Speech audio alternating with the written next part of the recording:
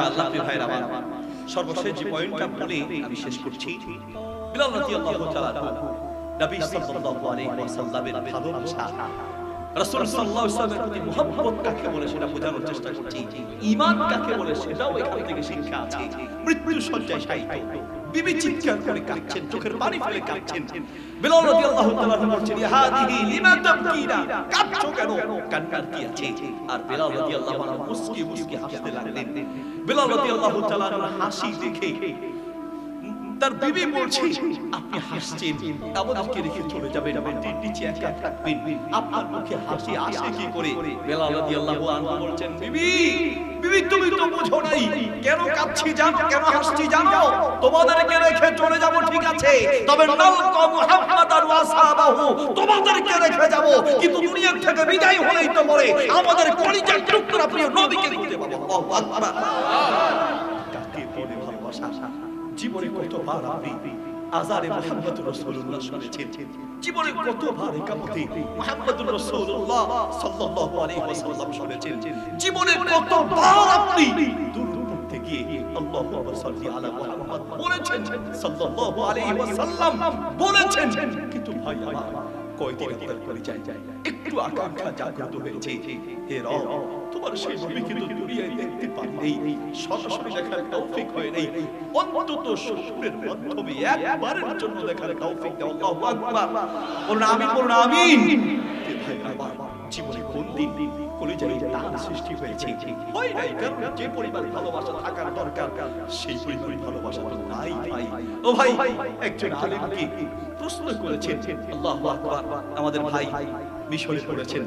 আমরা আপনারা যারা আরবিয়ানদের সাথে চলেন জানেন, আরবিয়ানরা আমাদের মতো ফালতু কথা, এত বেশি কথা বলে না, সব ক্ষেত্রে ছোট ছোট কথা বলে।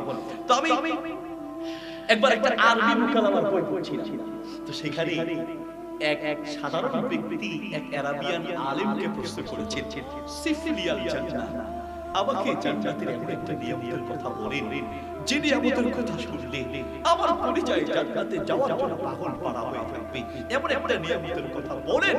তখন ওই আলেম ছোট একটা কথা বললেন, এমন এক জবাব দিয়েছেন আপনি না বুঝলেও প্রত্যেকটা আলেমের পরিচয় জবাবটা লাগার কথা।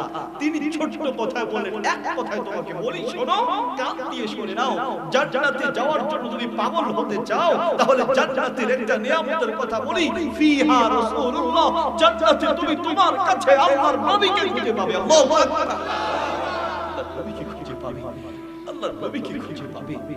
ভাই আমার কবরে যদি হাদা নবীনা বলতে হয় তাহলে দুনিয়াতে সেই প্রিয় নবী সাল্লাল্লাহু আলাইহি ওয়াসাল্লামের প্রতি ভালোবাসা লাগবে।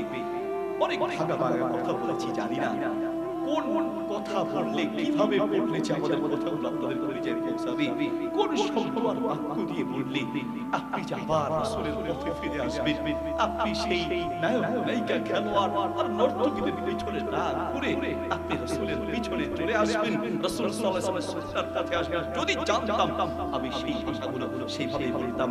কথা শেষ, মাহফিলকে মনে করবেন জীবনের শেষ মাহফিল।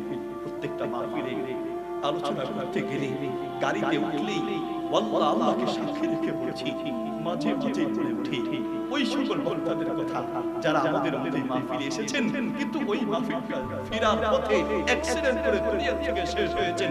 ওই মাহফিলটা জীবনের শেষ মাহফিল ছিল, তিনিও জানতেন না, আমরাও জানি না কোন মাহফিল জীবনের শেষ মাহফিল হয়। হতে পারে মুহাম্মদ আলীর জীবনের শেষ মাহফিল এই মাহফিল, হতে পারে সাদিকুর রহমান আল আজহারি হাফিজাহুল্লাহ আজকের এই মাহফিল জীবনের শেষ মাহফিল, হতে পারে সভাপতির জীবনের শেষ মাহফিল, হতে পারে আপনার জীবনের শেষ মাহফিল।